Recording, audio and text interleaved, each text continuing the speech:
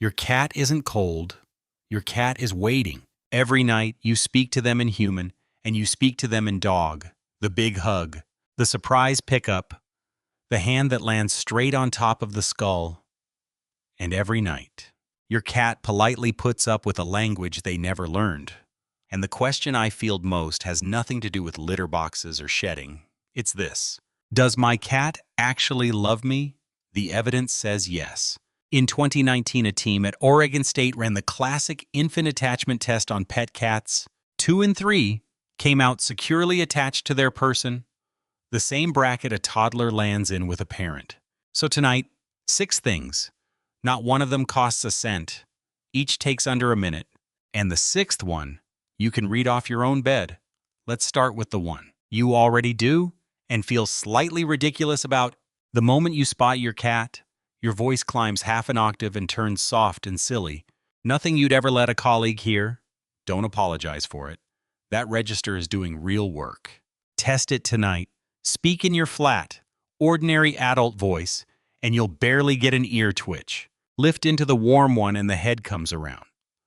A team at Paris-Nanterre University put that to the test in 2022, and cats did respond to the exaggerated, affectionate tone, but chiefly when it belonged to their own person. The same sweet voice from a stranger landed far weaker. So the tone alone isn't the trigger. It's the tone attached to you. And here's the piece almost nobody mentions: answer them. Grown cats hardly ever meow at each other. They built that vocabulary for us, deliberately. So when your cat says something, say something back. A few soft words, scattered through the evening. Never sharp, never booming, and never delivered while standing over them. Your voice opens the door. The next signal goes deeper, and it's completely silent. You've watched your cat look over at you and let their eyes sink slowly closed. Most owners file that under sleepy. It isn't. It's one of the most intentional messages a cat has. Behaviorists class the slow blink as an affiliative signal. Translated, it means I'm not a danger to you. A Sussex University team ran 2 experiments on it in 2020. Owners who blinked slowly got the blink returned far more often, and cats closed the distance to an unfamiliar person more readily when that person blinked at them first. Now invert it, because this is where we all trip up. Among cats, an unbroken stare reads as a challenge. So all those times you've held a wide, adoring gaze because they looked so lovely, you may have been broadcasting the opposite of what you felt.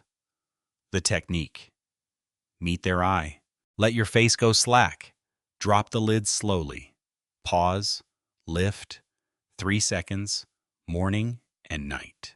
And if you've tried it and your cat just looks at you like you've gone mad, you haven't. That's the complaint I hear most. And it's usually distance. Move back a few feet and angle your body sideways before you blink. Square on reads as pressure. Voice and eyes are permission. Touch runs by different rules entirely. Watch your cat's face next time your hand descends toward their head. There's usually a flinch, a small duck, or a half-second of stillness before they allow it. Don't dismiss that. It's feedback. And it means you've jumped a stage. A cat's first question about anything is, what does it smell like? They carry a dedicated scent organ above the palate, and smell leads almost every greeting they make. 2 cats on good terms bump noses first. That exchange is their handshake. Skip it. Come over the top of the skull. And what your cat experiences is closer to being grabbed by someone they never heard approaching. It doesn't hurt. It just startles every time. So give them the handshake, put one finger out level with their nose, a hand's width short of it, and leave it there. Let them come.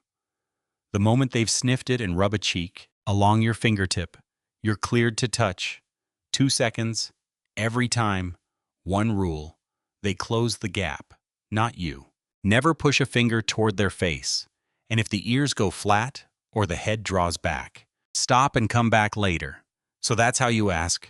Voice, eyes, a proper hello. All of it permission. and permission is the boring half. The next 3 are the reward. Stay with me to the end, because there's a 10-second trick almost nobody knows. You shake a toy in front of your cat and get nothing back. A flat look. Zero interest. Your cat isn't lazy. The hunt is just broken. Feline hunting runs as a fixed chain. Spot it, stalk it, sprint, pounce, seize, finish, jiggle a feather on the spot, and you've handed them stage 1 and nothing else. The chain dead ends, and their brain never gets its closing note. Run the chain instead. The toy is always escaping, never advancing on them. Send it under the sofa. Park it dead still, then rip it away. Once the pupils blow open and the belly drops, to the carpet. The old machinery is online. 5 to 10 minutes, and it has to end in a capture, because a hunt with no ending just leaves an animal wired. Then timing, which is what fixes your sleep. If your cat explodes into a lap of the house at 3 in the morning, do this.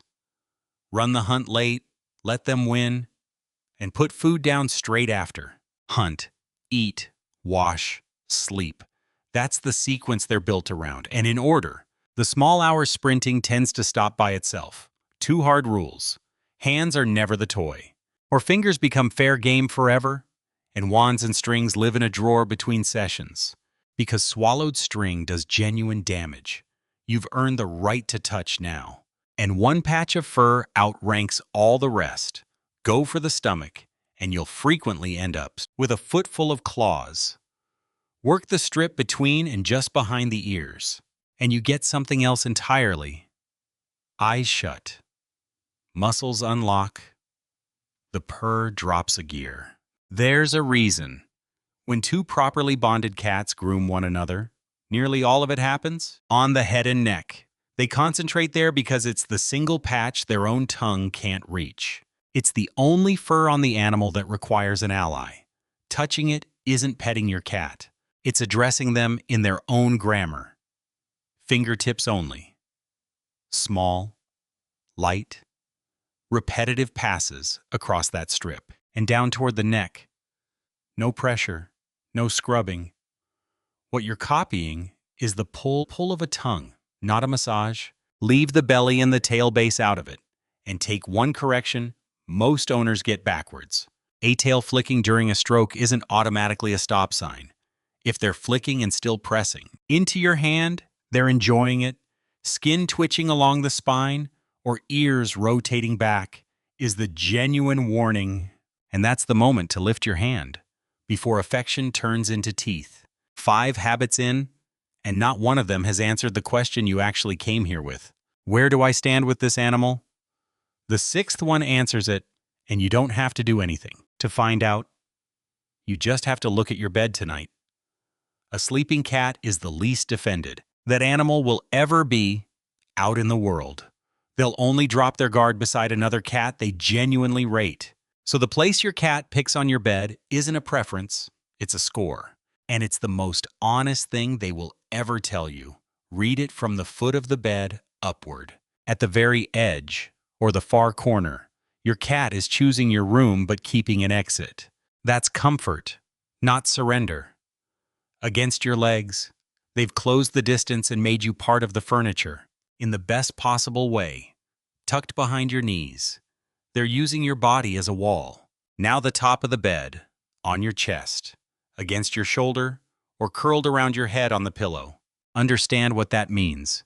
Your cat has put their body between themselves and the room, and made your breathing the thing they fall asleep to. There's no higher rating in cat. That is your cat saying you are safe. And I'd rather be near you than be careful.